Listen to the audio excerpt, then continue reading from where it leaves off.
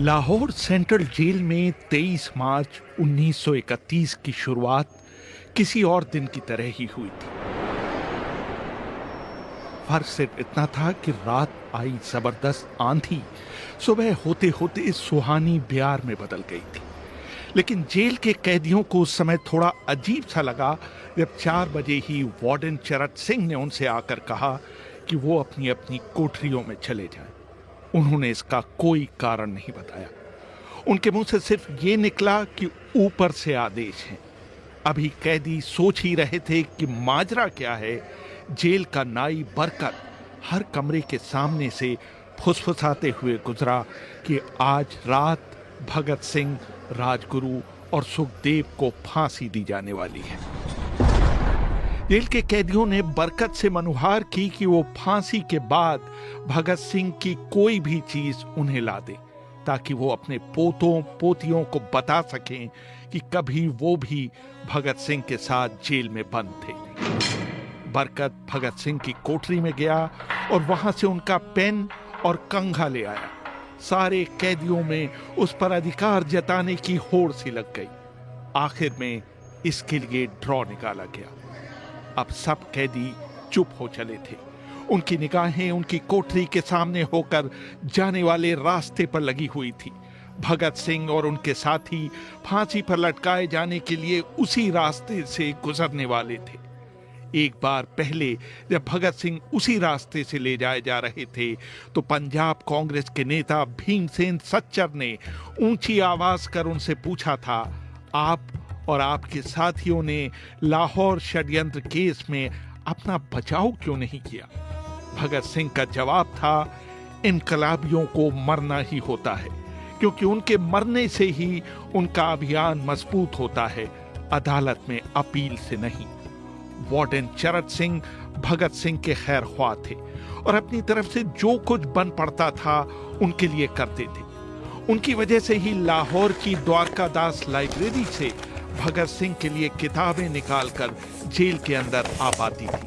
भगत सिंह पर खासा काम करने वाले चमन लाल अपनी किताब भगत सिंह डॉक्यूमेंट्स में लिखते हैं, भगत सिंह को किताबें पढ़ने का इतना शौक था कि एक बार उन्होंने अपने स्कूल के साथी जयदेव गुप्ता को लिखा था कि वो उनके लिए कार्ल लीबनेक की मिलिटरिज्म, लेनिन की लेफ्ट विंग कम्युनिज्म और अपटन सिनक्लेयर का उपन्यास द स्पाई कुलबीर के जरिए भिजवा दे। भगत सिंह जेल की कठिन जिंदगी के आदी हो चले थे। उनकी कोठरी नंबर 14 का फर्श पक्का नहीं था, उस पर घास उगी हुई थी। कोठरी में बस इतनी सी जगह थी कि उनका 5 फीट 10 इंच का शरीर बमुश्किल उसमें समा पाए। भगत सिंह को फांसी दिए जाने से 2 घंटे पहले उनके वकील प्राणनाथ मेहता उनसे मिलने पहुंचे थे। मेहता ने बाद में लिखा था कि भगत सिंह अपनी छोटी सी कोठरी में पिंजड़े में बंद शेर की तरह चक्कर लगा रहे थे।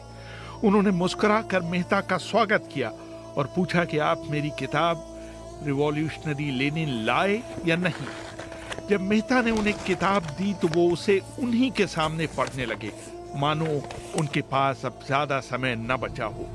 मेहता ने उनसे पूछा कि क्या आप देश को कोई संदेश देना चाहेंगे? भगत सिंह ने किताब से मुंह हटाए बगैर कहा, सिर्फ 2 संदेश, साम्राज्यवाद मुर्दाबाद और इनकलाब जिंदाबाद। इसके बाद भगत सिंह ने मेहता से कहा कि वो पंडित नेहरू और सुभाष बोस को मेरा धन्यवाद पहुंचा दें, जिन्होंने मेरे केस में गहरी रुचि ली थी। भगत सिंह के साथ ही रहे शिव वर्मा अपनी किताब रेमिनिसेंसेस ऑफ फेलो रिवॉल्यूशनरीज में लिखते हैं, मैं भी उसी जेल में था जिसमें भगत सिंह को रखा गया था। एक शाम हमारी जेल के ताले खोले गए और हमसे बाहर निकलने के लिए कहा गया। सरकार चाहती थी कि भगत सिंह की फांसी से पहले हमें वहां से हटा दिया जाए। गेट की तरफ जाने से पहले जेल के सुपरिटेंडेंट ने हमसे पूछा, क्या तुम अपने कॉमरेडों से मिलना चाहोगे?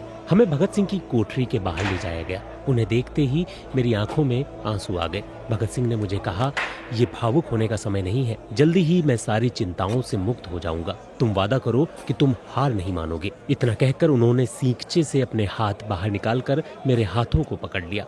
जैसे ही जेल सुपरिटेंडेंट ने ये दृश्य देखा, उसने चिल्लाकर आदेश दिया, मार्च। ये मेरी भगत सिंह से आखिरी मुलाकात थी। भगत सिंह से मिलने के बाद मेहता राजगुरु से मिलने उनकी कोठरी पहुंचे। राजगुरु के अंतिम शब्द थे, हम लोग जल्द मिलेंगे।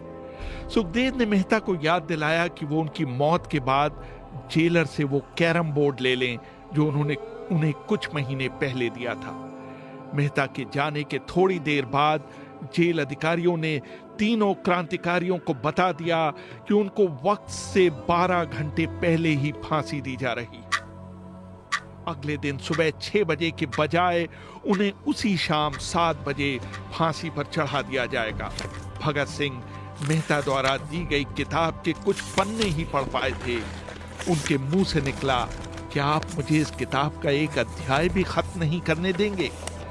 भगत सिंह ने जेल के मुस्लिम सफाई कर्मचारी बेबे से अनुरोध किया कि वो उनके लिए उनको फांसी दिए जाने से एक दिन पहले शाम को अपने घर से खाना लाए। लेकिन बेबे भगत सिंह की ये इच्छा पूरी नहीं कर सके, क्योंकि भगत सिंह को 12 घंटे पहले फांसी देने का फैसला ले लिया गया और बेबे को जेल के गेट के अंदर घुसने ही नहीं दिया गया। थोड़ी देर बाद तीनों क्रांतिकारियों को फांसी की तैयारी के लिए उनकी कोठरियों से बाहर निकाला गया। भगत सिंह, राजगुरु और सुखदेव ने अपने हाथ आपस में जोड़े और अपना प्रिय आजादी गीत गाने लगे। कभी वो दिन भी आएगा कि जब आजाद हम होंगे, ये अपनी ही जमीन होगी, ये अपना आसमां होगा।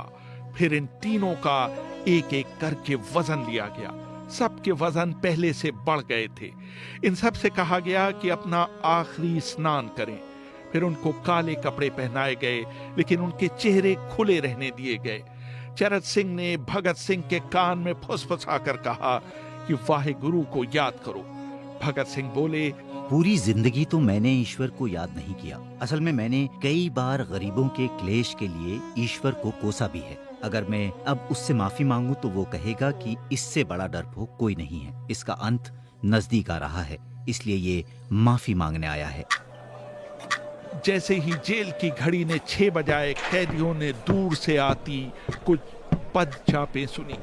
उनके साथ भारी बूटों के जमीन पर पड़ने की आवाजें भी आ रही थी। साथ में एक गाने का भी दबा हुआ स्वर सुनाई दे रहा था, सरफरोशी की तमन्ना अब हमारे दिल में है। तभी अचानक जोर जोर से इनकलाब जिंदाबाद और हिंदुस्तान आजाद हो के नारे सुनाई देने लगे। फांसी का तख्ता पुराना था, लेकिन फांसी देने वाला काफी तंदुरुस्त था। फांसी देने के लिए मसीह जल्लाद को लाहौर के पास शाहदरा से बुलवाया गया था। भगत सिंह इन तीनों के बीच में खड़े थे। वो अपनी मां को दिया गया वो वचन पूरा करना चाहते थे कि वो फांसी के तख्ते से इनकलाब जिंदाबाद का नारा लगाएंगे। भगत सिंह पर किताब लिखने वाले प्रोफेसर मलविंदर जीत सिंह वराइच लिखते हैं, लाहौर जिला कांग्रेस के सचिव पिंडी दास सोंधी का घर लाहौर सेंट्रल जेल से बिल्कुल लगा हुआ था। भगत सिंह ने इतनी जोर से इंकलाब जिंदाबाद का नारा लगाया कि उसकी आवाज सोंधी के घर तक सुनाई दी। उनकी आवाज सुनते ही जेल के दूसरे कैदी भी नारे लगाने लगे थे। तीनों युवा क्रांतिकारियों के गले में फांसी की रस्सी डाल दी गई, उनके हाथ और पैर बांध दिए गए। तभी जल्लाद ने पूछा, सबसे पहले कौन जाएगा? सुखदेव ने सबसे पहले फांसी पर लटकने की हामी भरी। जल्लाद ने एक एक कर रस्सी खींची और उनके पैरों के नीचे लगे तख्तों को पैर मारकर हटा दिया। काफी देर तक उनके शव तख्तों से लटकते रहे। बाद में उन्हें नीचे उतारा गया और वहां मौजूद डॉक्टरों लेफ्टिनेंट कर्नल जे नेल्सन और लेफ्टिनेंट कर्नल NS सोधी ने उन्हें मृत घोषित किया। कुलदीप नैयर अपनी किताब विदाउट फियर में लिखते हैं, एक जेल अधिकारी पर फांसी का इतना असर हुआ कि जब उससे कहा गया कि वो मृतकों की पहचान करे तो उसने ऐसा करने से इनकार कर दिया। उसे उसी जगह पर निलंबित कर दिया गया। बाद में एक जूनियर अफसर ने ये काम अंजाम दिया। पहले योजना थी कि इन सब का अंतिम संस्कार जेल के अंदर ही किया जाएगा, लेकिन फिर ये विचार त्यागना पड़ा क्योंकि अधिकारियों को आभास हुआ कि जेल से धुआं उठते देख बाहर खड़ी भीड़ जेल पर हमला कर सकती है। इसलिए जेल की पिछली दीवार तोड़ी गई।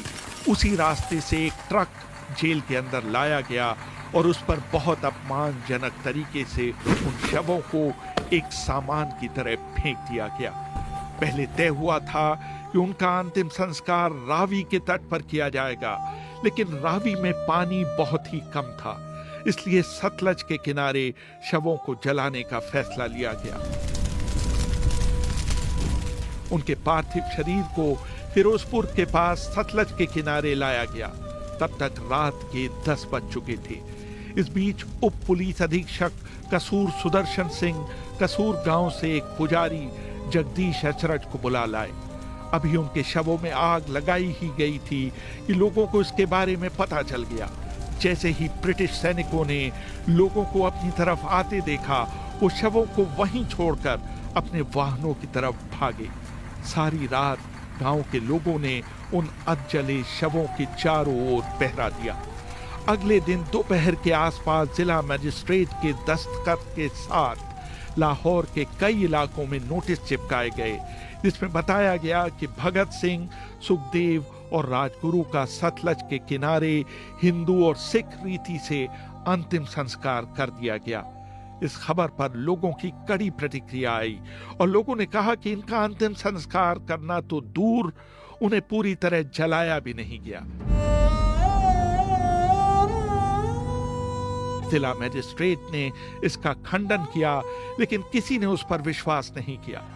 इन तीनों के सम्मान में 3 मील लंबा शोक जुलूस लाहौर के नीला गुंबद से शुरू हुआ। पुरुषों ने विरोध स्वरूप अपनी बाहों पर काली पट्टियां बांध रखी थीं और महिलाओं ने भी काली साड़ियां पहन रखी थीं। लगभग सभी लोगों के हाथ में काले झंडे थे। लाहौर के मॉल से गुजरता हुआ जुलूस अनारकली बाजार के बीचों बीच जा रुका।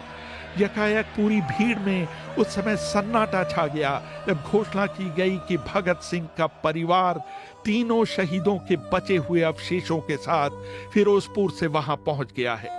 जैसे ही 3 फूलों से ढके ताबूतों में उनके शव वहां पहुंचे, भीड़ भावुक हो गई। लोग अपने आंसू नहीं रोक पाए। वहीं पर एक मशहूर अखबार के संपादक मौलाना जफर अली ने एक नज्म पढ़ी, जिसका लब्बो-लबाब था कि किस तरह इन शहीदों के अधजले शवों को खुले आसमान के नीचे जमीन पर छोड़ दिया गया। उधर भगत सिंह की फांसी के बाद वार्डन चरत सिंह सुस्त कदमों से अपने कमरे में पहुंचे और फूट फूट कर रोने लगे। अपने 30 साल के करियर में उन्होंने सैकड़ों फांसियां होती देखी थीं, लेकिन किसी ने मौत को इतनी बहादुरी से गले नहीं लगाया था जितना भगत सिंह और उनके 2 कॉमरेडों ने। कम से कम उस समय किसी को इस बात का अंदाजा नहीं था कि 16 साल बाद उनकी शहादत भारत में ब्रिटिश साम्राज्य के अंत का एक कारण साबित होगी और भारत की जमीन से सभी ब्रिटिश सैनिक हमेशा के लिए चले जाएंगे।